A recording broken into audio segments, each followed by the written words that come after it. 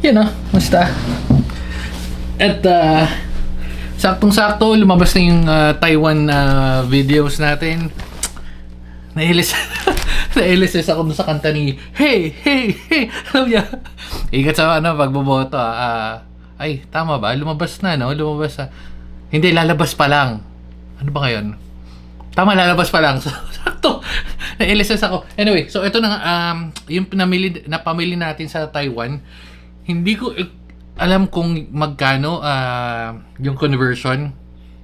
Pero feeling ko nasa 6,000 plus yung keyboard. So, unahin na lang natin yung keyboard. Ito kasi is... Ito pala yung keyboard. Ito, bukas na lang siguro to. Ito yung bumili tayo ng switch. Bala ko na palitan yung switch. Hindi ito lobog lang yung nakalagay. Pero, papalitan ko yung sa yung sa natin. Ako. Pero, pakinggan nyo.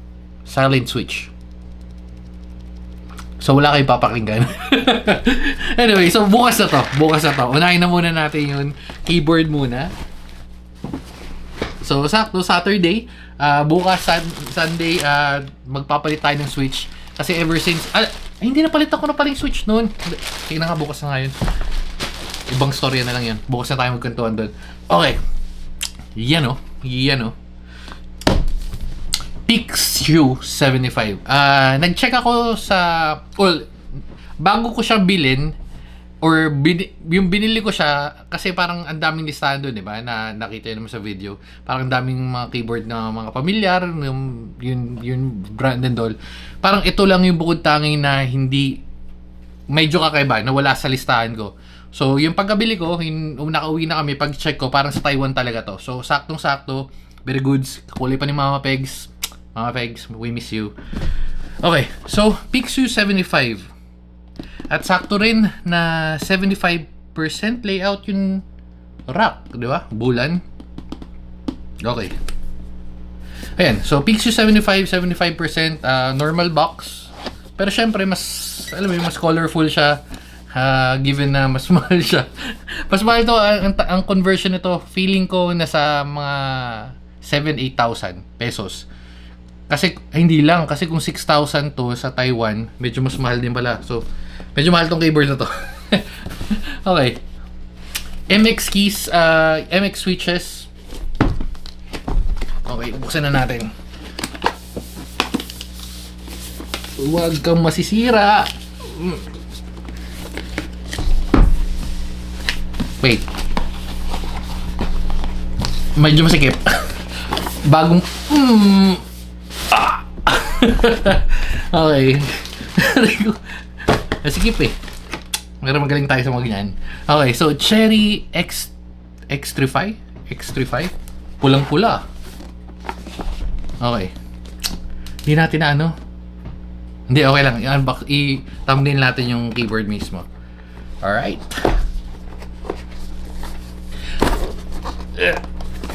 Ayaw mabuksan. Ayoko sirain.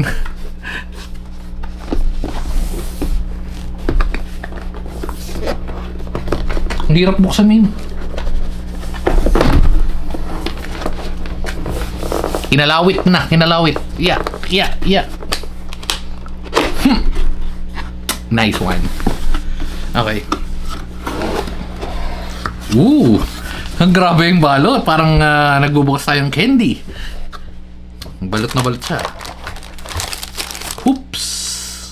Alright, so yan yung keyboard. Mamaya na yan. Pero malamang nakita nyo yung keyboard na yan dun sa video natin na nagpunta tayo sa InPlay.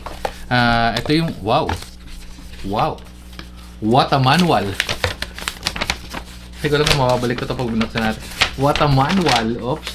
What a manual. Ang laki niya, bin. Okay, so may... Ay, puro Taiwan to malamang. English. Okay, so may English din. Hindi ko alam kung gusto niyo itong i-anuhin. Kasi yung English. Ito banda yung English. Yan, post nyo na lang, medyo malaki.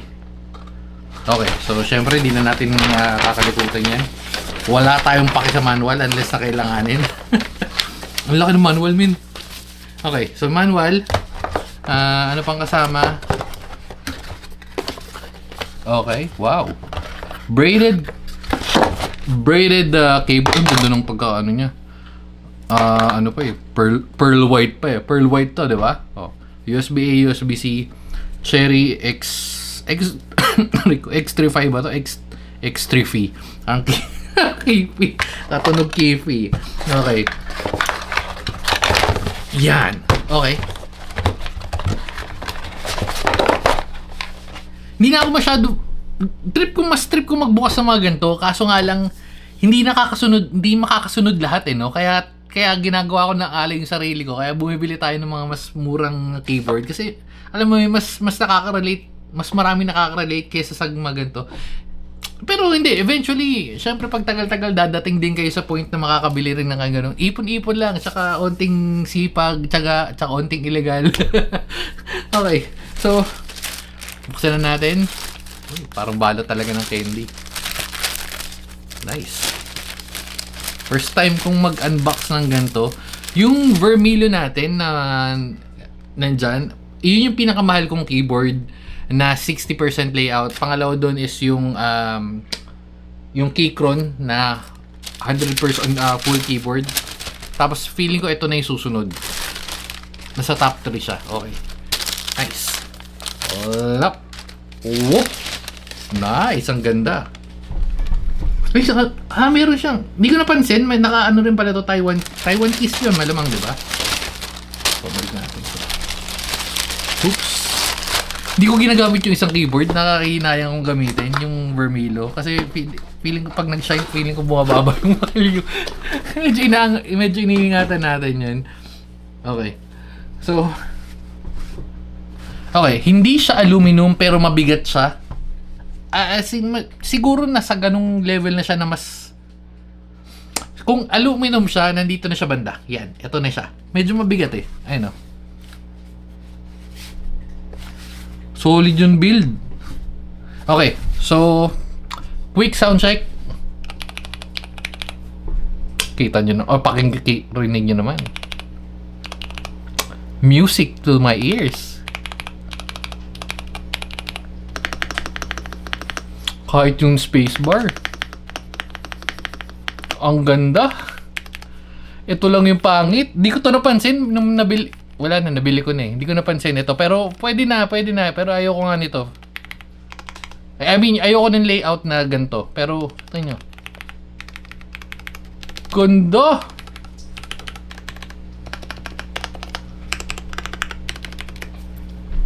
Di ko alam kung ito na yung bibit-bitin ko pag may gala, pero kasi nakakahinayang eh. Ganda. Quality yung tunog. Tsaka tingnan nyo, ito yung unang nating kakaibang knob. Yung nasa store, kung napanood nyo yung video, hindi ganito yung knob. Parang meron silang parang maliit na customized naman yun. Pwede naman tayo magpagawa, pero ito kasi yung original. Oh. Oops. Nice. Alright, so sa taas, left side, upper left side, which is yung USB-C mo, and then off or wired mode, Bluetooth, and then dongle. So sa side, wala yan. Ilalim, meron Pixu 75. And then sa ilalim, ito yung quality to, no? Ay, medyo may damage siyang onde. Ito. Maliit, very minimal, pero wala lang. Okay, whoops. Ayun o. Tayo. Ganito yung mga quality. Pero legit, yung ganito yung mga build quality ng medyo mas matataas or mahal na keyboard.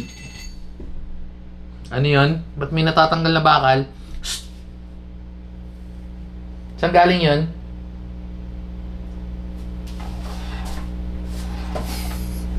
May dumukot ng ano sa CR.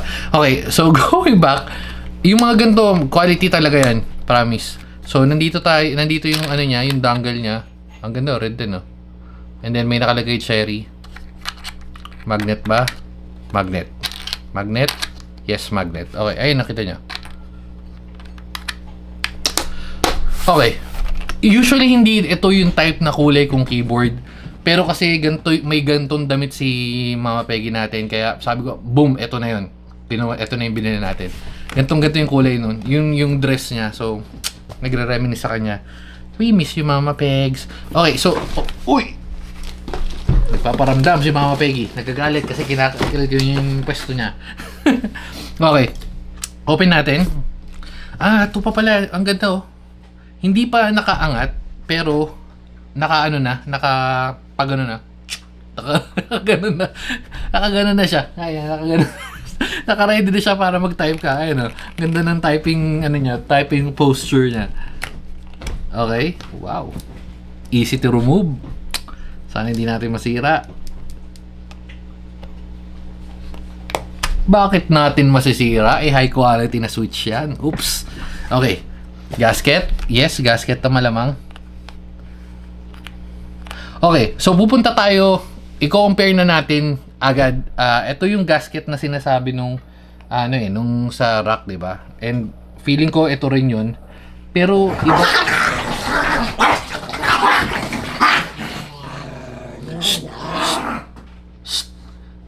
Ano yan? Dahil sa dahil sa biskuit. Ang dami ng biskuit doon. Nakita nyo ba yung murak-rakan? Ay, hindi nyo pala nakita nakaharang. No pets were harmed filming this video. Going back. Ito yung gasket.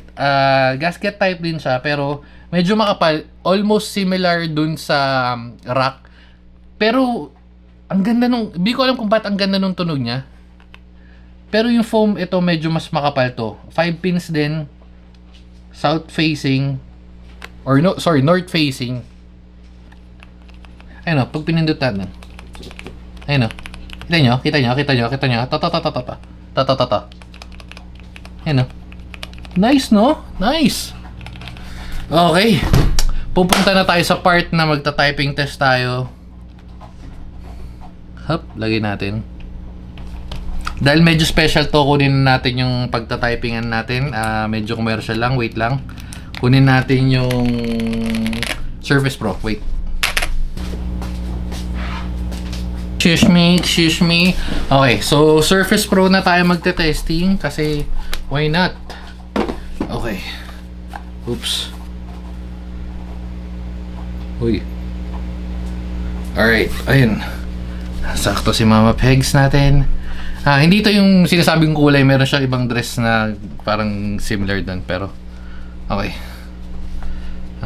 Sakto, open na natin yan.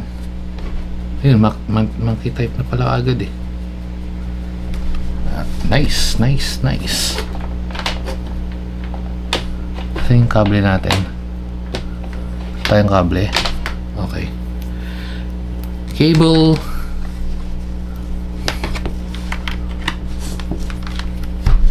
Uy, tumudulas.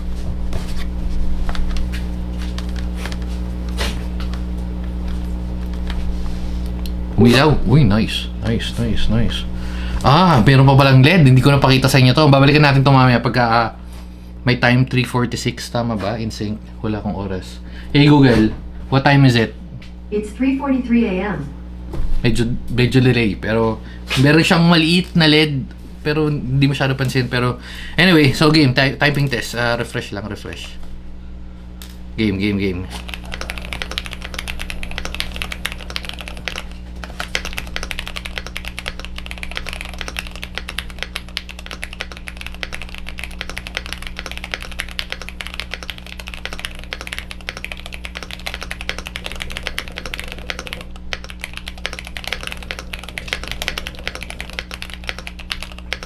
Bali.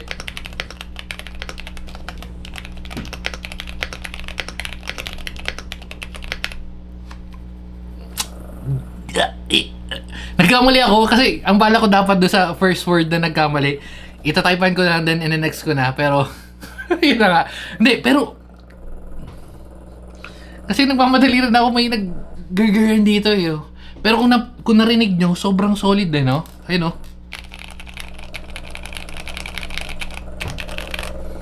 Solid, hindi pa yan aluminum. Very goods talaga tong keyboard ito. Ngayon, ang tanong, babalik na naman tayo. Sulit ba yung mga gantong keyboard? Ito is magdedepende, depende sa budget mo. Again, hindi mo naman kailangan kumuha agad ng gantong keyboard. Special occasion, yes, like for birthday or may lakad kayo or gusto mong maglambing sa magbibilan mo, yan, pwede yan. Pero hindi naman talaga recommended. Unless may budget ka to spend, yes, go ahead. Medyo pricey na kasi itong mga gantong klaseng keyboard. Lalo na pag lumagpas na tayong 20, 30, meron ng mga 40, 50k keyboard pa, di ba? Pero di ko alam kung kukuha ko ng mga ganun. Medyo, although pwede naman, kaso medyo namamahalan pa rin ako. Pero, ewan ko, tingnan natin. Eventually, baka dumating tayo sa part na yun. Tingnan natin. Only time will tell. Okay, pero, very, very good. Narinig nyo naman, pati yung typing feels, sobrang solid at feeling ko kailangan na natin tapusin kasi mas solid yung naggagaran sa likod, nag-aaway at nagkakahulan na sila. At dahil dyan, tatapusin na natin itong video. Bukas na lang natin ang unboxing doon sa isa. Yes, Manong, ito na, tapos na. Sige na, okay na guys. Pixu 75, very good. Bye-bye you.